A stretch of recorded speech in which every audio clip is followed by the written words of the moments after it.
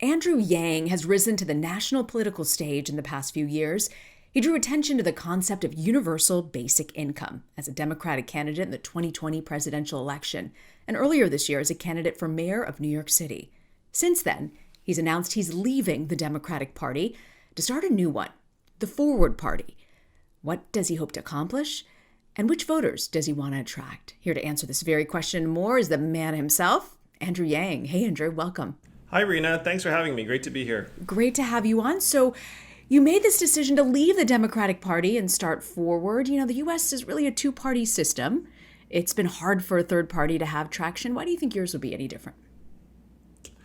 Well, when I was digging into the problems that are plaguing us and getting worse, unfortunately, Rena, one of the key drivers of the fact that we feel so stuck and we feel like we can't move forward, no pun intended, is really the polarization in our country, where 42% of Democrats and Republicans regard the other side as evil or their mortal enemies. And unfortunately, that atmosphere is getting worse, not better, driven by media incentives, political incentives, and social media.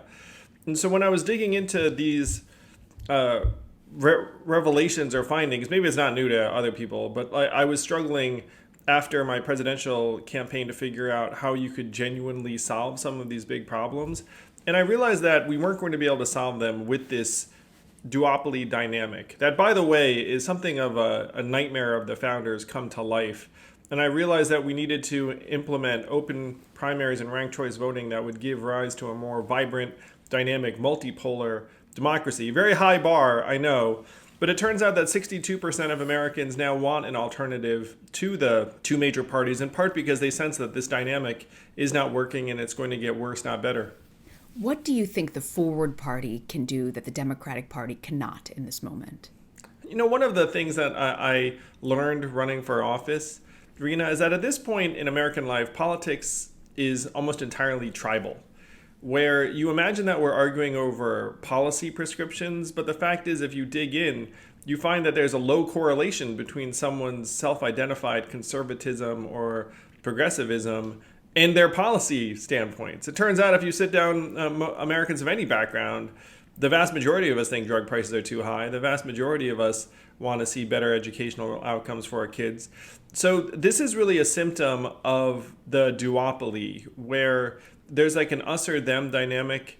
And it turns out we agree on much more if you actually just abandon coded language. So when you ask what the Forward Party can provide, at a minimum, the Forward Party is a new political tribe that's not coded negatively for hopefully the vast majority of Americans, because most of the people haven't heard of us yet.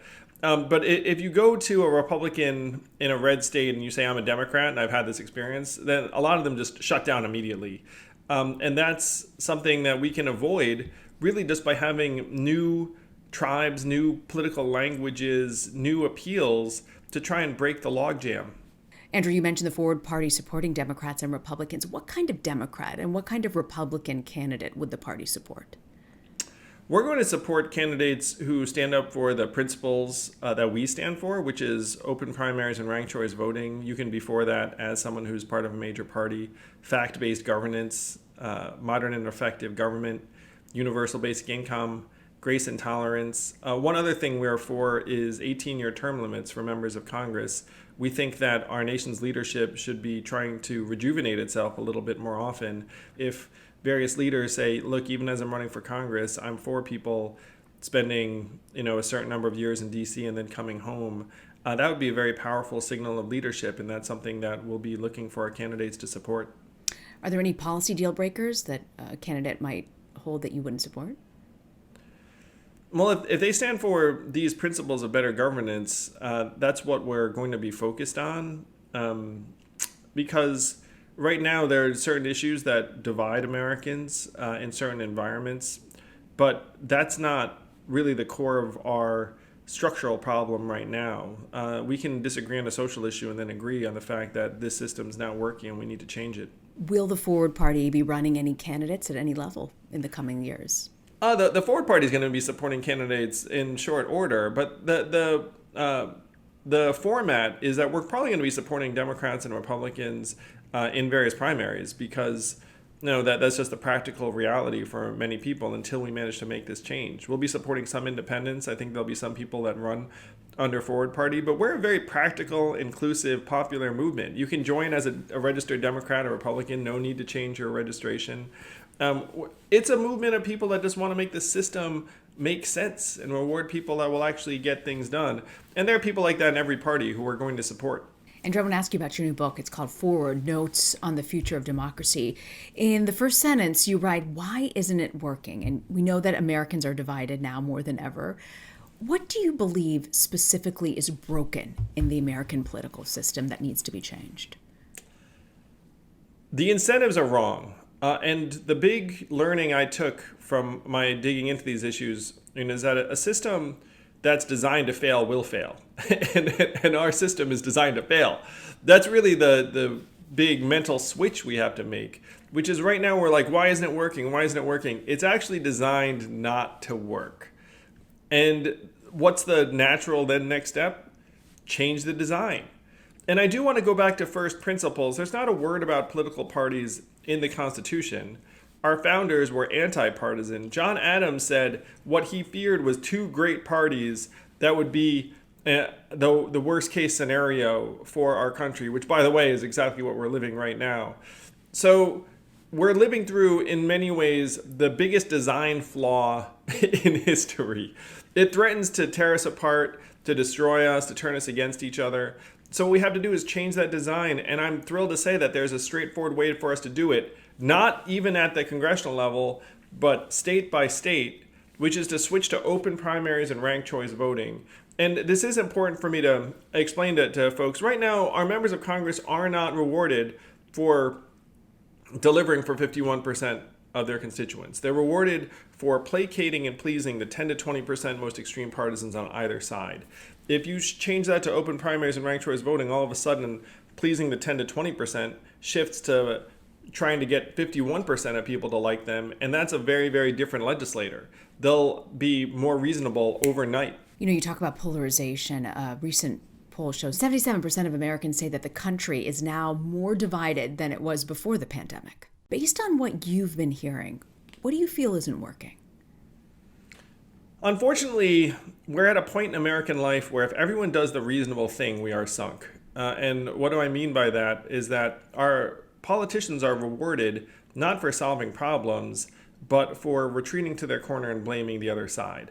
A Republican senator said to me the other day that they are more rewarded for having an issue alive than trying to reach across the aisle to resolve it. Because if they do reach across the aisle to try and resolve it, they'll probably actually pay a price at the polls and in their own party. Whereas if they say, hey, look, it's the other side's fault, give us more money, give us more energy, give us more votes, that's actually in their incentives.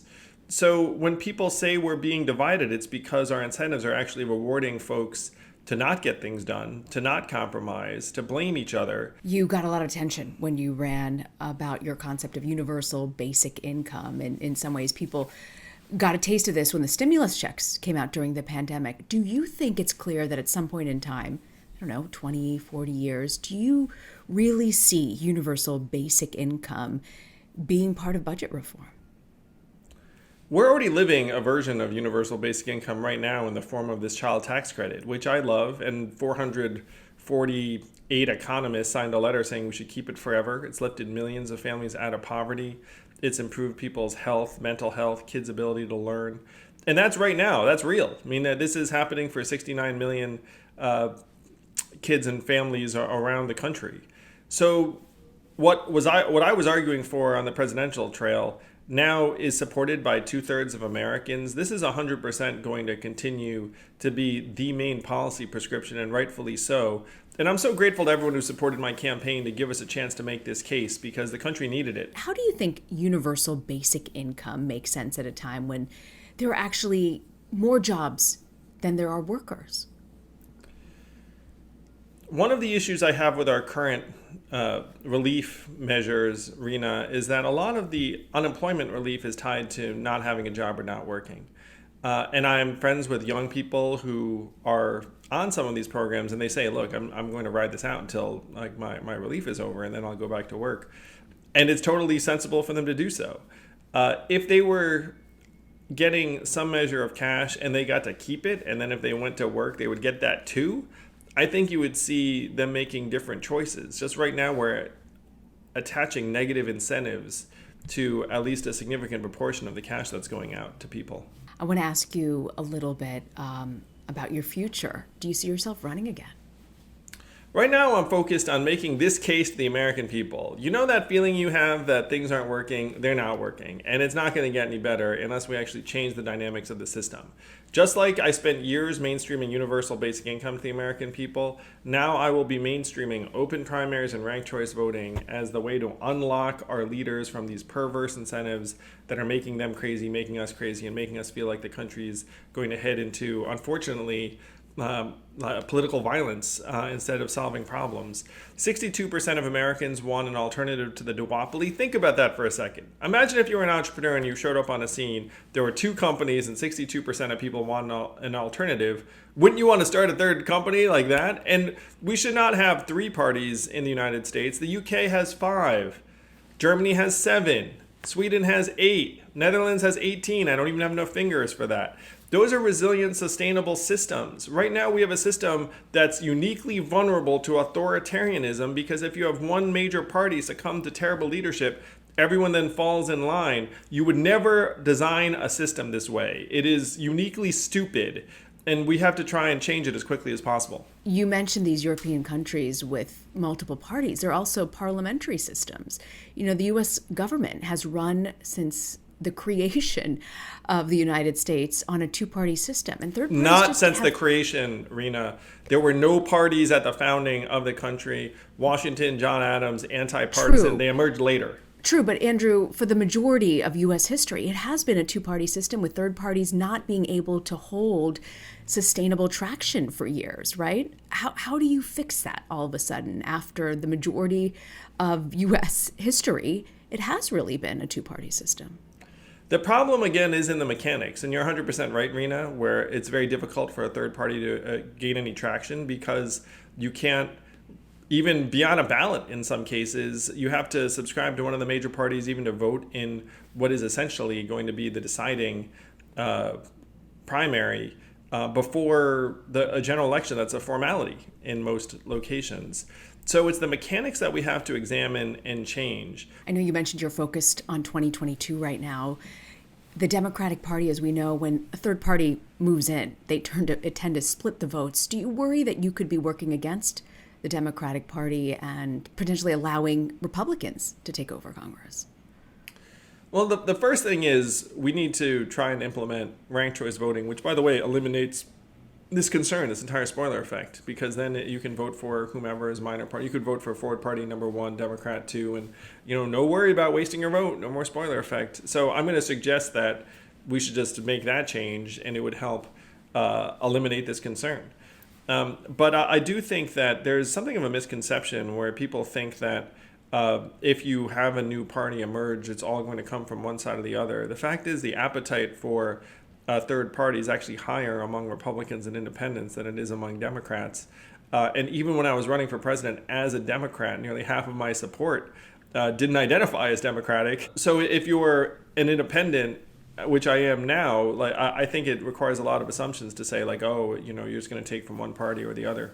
Is Andrew Yang going to run for president in 2024?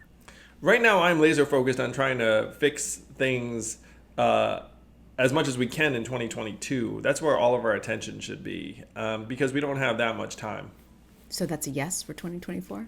That's very much not. That's literally, I have not thought about anything beyond November 22 and trying to get as much done as we can.